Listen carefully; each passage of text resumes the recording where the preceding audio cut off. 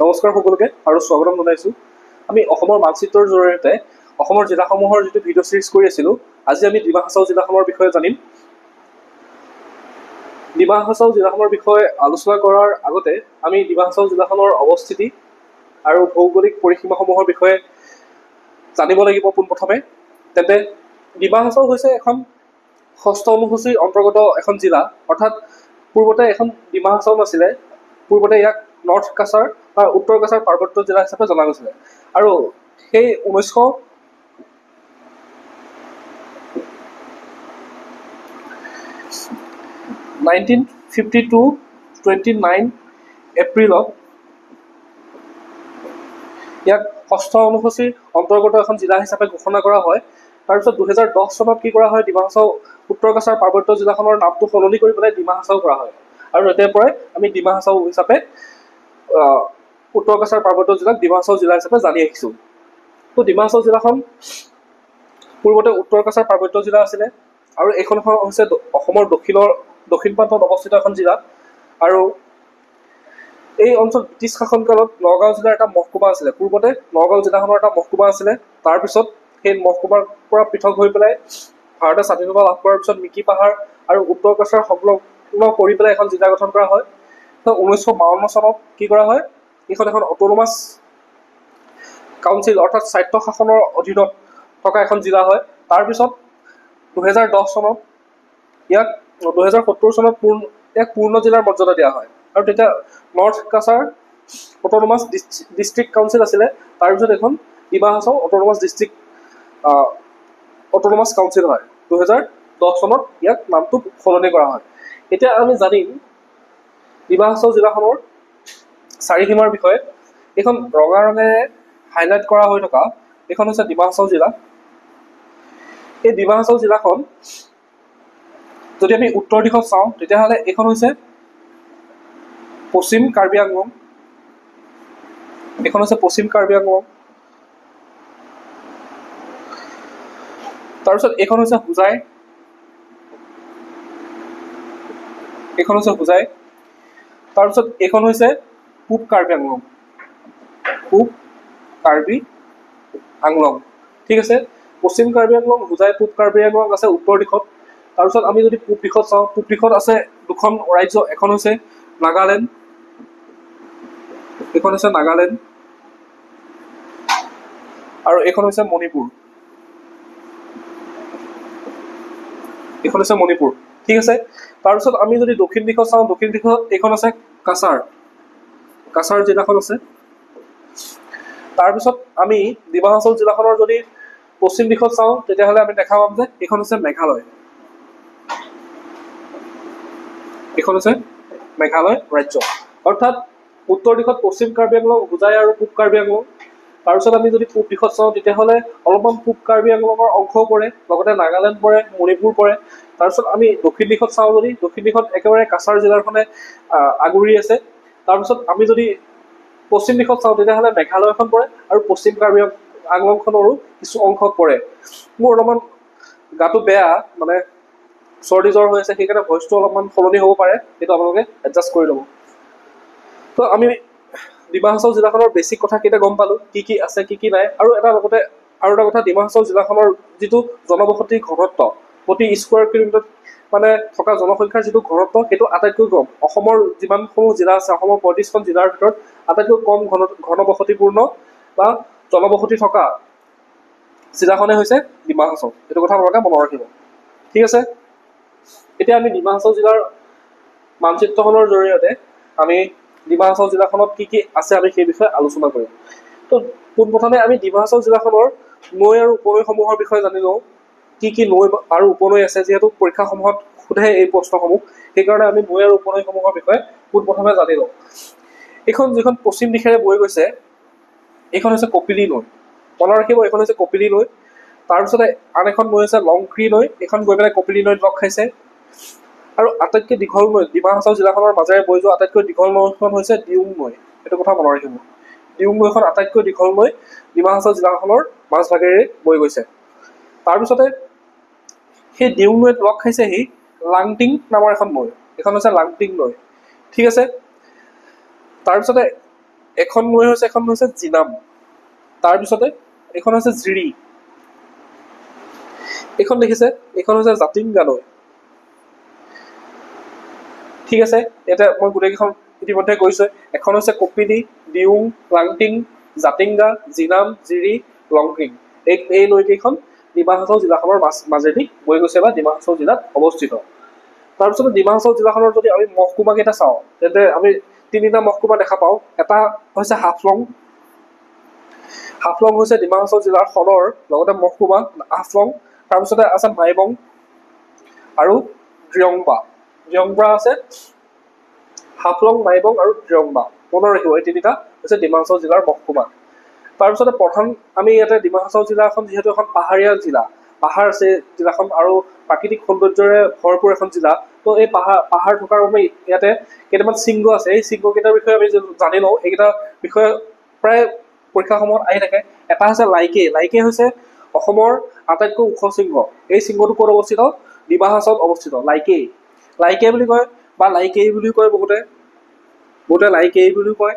তো এই শৃংগটোৰ উচ্চতা হৈছে প্ৰায় 1969 মিটাৰ। এনেকুৱা ধৰণৰ এটা ওখ হয়, 1969 মিটাৰ। তাৰপিছতে আছে থেইপিবাং। এইটো হৈছে ছেকেণ্ড হাইয়েষ্ট শৃংগ। প্ৰথমটো হৈছে লাইকে, ছেকেণ্ডটো হৈছে থেইপিবাং। প্ৰধান শিল্প উদ্যোগ বুলি ক'লে ডিমা হাছাও জিলাত এৰী সূতা আৰু বয়ন শিল্প এটা দেখা যায়। মানুহ ইয়াৰ লোকসকলে এই বৃত্তিৰ লগত জড়িত, এৰী সূতা আৰু বয়ন শিল্প। তাৰপিছত ক্ষুদ্ৰ চিমেণ্ট কাৰখানা কিছুমানো আছে। লগতে পৰ্যটন আৰু জলবিদ্যুৎ উৎপাদনৰ বাবে ডিমা হাছাও বিখ্যাত। ইয়াৰে মূলটো হৈছে এৰী সূতা আৰু বয়ন শিল্প, লগতে পৰ্যটন। ইয়াতে পৰ্যটকসকল আহে বহুত লোক ইয়াতে ফুৰিবলৈ আহে, হাফলঙত আহে বা ইয়াতে বহুত, যিহেতু পাহাৰীয়া ঠাই, পাহাৰত সৌন্দৰ্য বহুত বেছি, সেইকাৰণে ইয়াত ফুৰিবৰ কাৰণে আহে। লগতে ইয়াতে কাৰেণ্ট উৎপাদন হয়, জলবিদ্যুৎ প্ৰকল্প আছে। তো এইখিনিয়ে ইয়াৰ প্ৰধান শিল্প উদ্যোগ। আৰু ইতিহাসটো যদি চাওঁ, এসময়ত এই ডিমা হাছাও জিলাখন কছাৰীসকলৰ যি ৰাজ্য আছিলে, সেই কছাৰী ৰাজ্যৰ এক অংশ আছিলে। এই মাইবং দেখিছে, এই মাইবং হৈছে কছাৰীসকলৰ এসময়ৰ ৰাজধানী। কছাৰী ৰাজ্যৰ ৰাজধানী আছিলে মাইবং। কছাৰী ৰাজ্যৰ মূলতঃ তিনিখন ৰাজধানী দেখা যায়, আৰু ৰাজধানী আছে যদিও মূলতঃ তিনিখন ৰাজধানী আছে। এখন হৈছে ডিমাপুৰ। ডিমাপুৰৰ পিছত তেওঁলোক গৈ পেলাই মাইবঙত ৰাজধানী স্থাপন কৰে। মাইবঙৰ পৰা তেওঁলোক গৈ পেলাই খাছপুৰৰ ৰাজধানী স্থাপন কৰিছিলে। মূলতঃ কছাৰী ৰাজ্যৰ ৰাজধানী তিনিখন। ইয়াৰে এখন হৈছে ক'ত আছে? মাইবঙত আছিলে। ঠিক আছে, মাইবং ক'ত আছিলে? ডিমা হাছাও।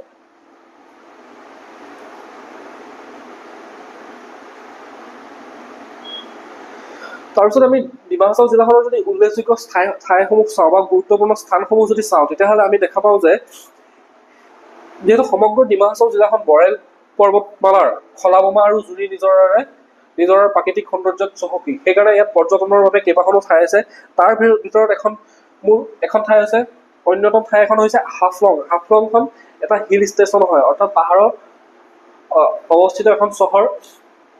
তো হাফলং ডিমা হাছাও জিলাৰ সদৰো হয়। মই ইতিমধ্যে কৈ আহিছোঁ আপোনালোকক। প্ৰাকৃতিক সৌন্দৰ্যৰে ভৰপূৰ হাফলং অসমৰ একমাত্ৰ পৰ্বতীয়া স্থান, অৰ্থাৎ হিল ষ্টেচন। আৰু হাফলঙক কি বুলি কোৱা হয়? অসমৰ স্কটলেণ্ড বুলি কোৱা হয়। অসমৰ স্কটলেণ্ড বুলি কোনখন ঠাইক কোৱা হ'ব? হাফলঙক। মনত ৰাখিব, অসমৰ স্কটলেণ্ড বুলি হাফলঙক কোৱা হয়। তাৰপিছতে আহিছে জাতিংগা। জাতিংগা ফেমাছ হৈছে কি? জাতিংগাত বহুতো পৰিভ্ৰমী চৰাই ইয়াতে আহে। পৰিভ্ৰমী চৰাইসমূহ বহুত দূৰ ঠাইৰ পৰা ইয়াতে পৰিভ্ৰমী চৰাইসমূহ আহে আৰু ইয়াতে আত্মহত্যা কৰে বুলি কয়। একচুৱেলি ইয়াতে আত্মহত্যা নকৰে, এইটো চৰাইসমূহে নিজে নিজে ইয়াতে আত্মহত্যা নকৰে। তো জাতিংগা হৈছে অসমৰ ডিমা হাছাও জিলাৰ অন্তৰ্গত এখন গাঁও।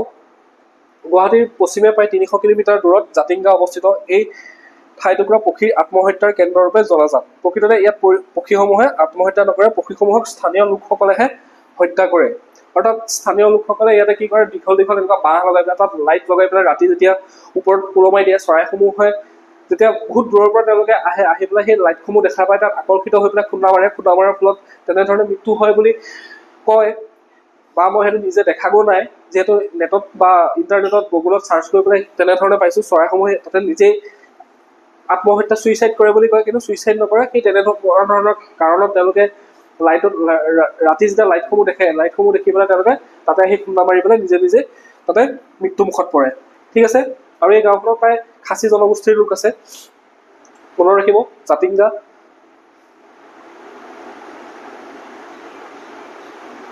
পৰিভ্ৰমী চৰাইসমূহ ইয়াতে ভ্ৰমণ কৰিবৰ কাৰণে আহে, বিশেষকৈ ঠাণ্ডা দিনত পৰিভ্ৰমী চৰাইসমূহ আহে যিহেতু।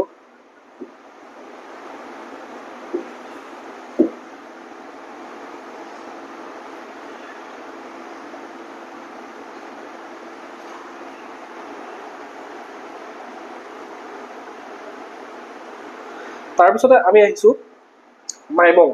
মাইবংটো মই ইতিমধ্যে কৈছোঁ, মাইবংটো হৈছে এসময়ত কছাৰী ৰজাসকলৰ বা কছাৰী ৰাজ্যৰ ৰাজধানী আছিলে। হাফলঙৰ পৰা প্ৰায় 53 কিলোমিটাৰ উত্তৰ পূবে মাহুৰ নৈ পাৰত অৱস্থিত মহকুমাৰ সদৰ। ইয়াতে ডিমাচা কছাৰী ৰাজ্যৰ ৰাজধানী আছিল। ইয়াতে এনেকুৱা ধৰণৰ যিসমূহ ভগ্নাৱশেষ দেখা যায়, কছাৰী ৰজাসকলে নিৰ্মাণ কৰা যিসমূহ ঘৰ আছে বা তেওঁলোকৰ যিসমূহ গৃহ নিৰ্মাণ কৰিছিলে, সেই ঘৰসমূহ তাতে দেখা যায়। এই ঘৰসমূহ ক'ত অৱস্থিত? মাইবঙত। মাইবঙত কিয় অৱস্থিত? কাৰণ মাইবঙত এসময়ত কছাৰী ৰজাসকলৰ বা কছাৰী ৰাজ্যৰ ৰাজধানী আছিলে। তাৰপিছতে উমৰাংচু, হাফলঙৰ পৰা প্ৰায় 112 কিলোমিটাৰ দূৰত অৱস্থিত উমৰাংচুত কপিলী নৈত এটা কি আছে? জলবিদ্যুৎ প্ৰকল্প আছে, অৰ্থাৎ জলবিদ্যুৎ উৎপাদন কেন্দ্ৰ ইয়াতে অৱস্থিত। উমৰাংচু মনত ৰাখিব। পানীমূৰ, পানীমূৰ হৈছে কপিলী নৈৰ এক জলপ্ৰপাত। এইটো এটা পিকনিক স্পট বা পৰ্যটনৰ স্থান হিচাপে, অসমৰ এটা পৰ্যটন ক্ষেত্ৰ হিচাপে বিখ্যাত। পানীমূৰ, মানুহবিলাক ইয়াতে ফুৰিবলৈ যায়। শুনিছে নিশ্চয় আপোনালোকে পানীমূৰ। এই পানীমূৰ হৈছে কপিলী নৈৰ এক জলপ্ৰপাত। ঠিক আছে, হাফলঙৰ পৰা প্ৰায় 120 কিলোমিটাৰ দূৰত্বত অৱস্থিত, অৰ্থাৎ হাফলং হৈছে ডিমা হাছাওৰ এখন সদৰ, ডিমা হাছাও সদৰ, আৰু তাৰ পৰা 120 কিলোমিটাৰ দূৰত অৱস্থিত পানীমূৰ। ঠিক আছে, ক্লিয়াৰ হ'ল? তো এইখিনি মূল কথা আছিলে ডিমা হাছাও জিলাৰ বিষয়ে, যিসমূহ আমি পৰীক্ষাৰ বাবে যিসমূহ আমাৰ গুৰুত্বপূৰ্ণ কথা, ডিমা হাছাও জিলাখনৰ বিষয়ে যিসমূহ কথা আমি জানিব লাগে। আৰু কিছুমান কথা আছে সেইখিনি এতিয়া মই ইয়াতে কোৱাৰ কোনো প্ৰয়োজন নাই, কাৰণ আমি পৰীক্ষাত যিখিনি গুৰুত্বপূৰ্ণ বা পৰীক্ষাত কাৰণে যিখিনি পঢ়িব লাগে আমি সেইখিনিহে ইয়াতে আনিছোঁ। কিছুমান বস্তু মই ধৰি লওক কছাৰী ৰাজ্যৰ বিষয়ে বা ইয়াৰ ইতিহাসৰ বিষয়ে মই আপোনালোকক অসমৰ ইতিহাসৰ ভিডিঅ'সমূহত সেইসমূহ পঢ়াম বা ইতিমধ্যে পঢ়াই আহিছোঁ তাতে ভিডিঅ'সমূহত। তো ইয়াতে যিহেতু আমি মেপিং চিৰিজ কৰি আছোঁ, অৰ্থাৎ মানচিত্ৰৰ জৰিয়তে গুৰুত্বপূৰ্ণ স্থানসমূহ, ইয়াৰ চাৰিসীমা, ইয়াত নৈ উপনৈসমূহ বা ইয়াতে কেনেকুৱা কি ধৰণৰ গুৰুত্বপূৰ্ণ স্থান আছে, সেই বিষয়সমূহৰ বিষয়ে জানিবলৈ চেষ্টা কৰিছোঁ বা আলোচনা কৰিছোঁ। সেইকাৰণে সেই বিষয়সমূহে ইয়াতে উপস্থাপন কৰা হৈছে। তো ভিডিঅ'টো যদি ভাল লাগিলে তেতিয়াহ'লে লাইক কৰিব, লগৰ বন্ধুবৰ্গৰ মাজত শ্বেয়াৰ কৰক, আৰু কিবা সুধিব লগা আছে যদি আপোনালোকে কমেণ্টত সুধিব পাৰে। লগতে চেনেলটো ছাবস্ক্ৰাইব কৰক। মই যিহেতু আপোনালোকৰ কাৰণে ইমানখিনি কষ্ট কৰিছোঁ, সেইকাৰণে চেনেলটো ছাবস্ক্ৰাইব কৰিব, লগতে ভিডিঅ'টো লাইক কৰিব আৰু বন্ধুবৰ্গৰ মাজত শ্বেয়াৰ কৰিব। ধন্যবাদ।